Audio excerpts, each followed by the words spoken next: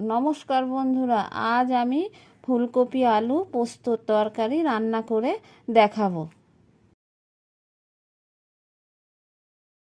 ফুলকপি আলু পোস্ত বানানোর জন্য একটা ছোট সাইজের ফুলকপি নিয়ে কেটে নিয়েছি, আর আলু কেটে নিয়েছি ডুমো ডুমো করে, কেটে ধুয়ে রেখে দিয়েছি। আর নিয়ে নিয়েছি পোস্ত আর শুকনো লঙ্কা।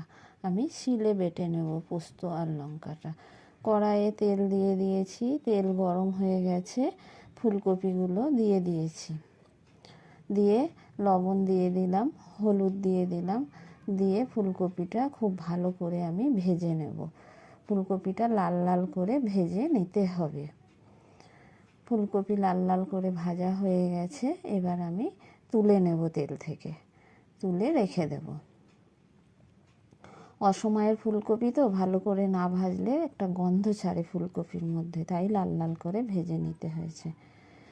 ওই তেলের মধ্যেই দিয়ে দিলাম কেটে রাখা আলুটা, দিয়ে দিলাম লবণ আর হলুদ, দিয়ে খুন্তি দিয়ে নেড়ে চেড়ে নিয়ে ঢেকে দিয়েছিলাম।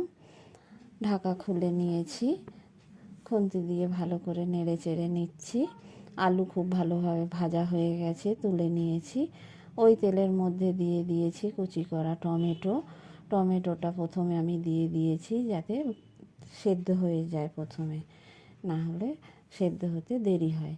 লবণ দিয়ে দিয়েছি একটু, দিয়ে টমেটোটা ভালো করে ভেজে নিয়েছি। দিয়ে দিয়েছি একটু কুচি করা পেঁয়াজ, দিয়ে পেঁয়াজটাও টমেটোর সাথে ভালো করে ভেজে নিচ্ছি। পেঁয়াজটা ভালো করে ভেজে নিয়ে দিয়ে দেবো একটু আদা।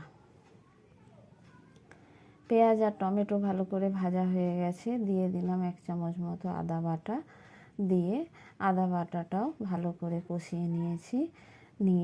দিয়ে দিয়েছি আমি পোস্ত আর লঙ্কা বাটাটা, দিয়ে দিলাম হলুদ, দিয়ে পোস্তটা খুব বেশি ভাজতে হয় না, তাই একটু নেড়ে চেড়ে নিয়েই হলুদ দিয়ে দিয়েছি একটু জল, দিয়ে একটু ভালো করে আমি মশলাটা কষিয়ে নিচ্ছি। দিয়ে দিলাম ভেজে রাখা আলু আর ফুলকপি আলু ভাজতে ভাজতেই প্রায় সেদ্ধ হয়ে গেছে, তাই অল্প জল দেব।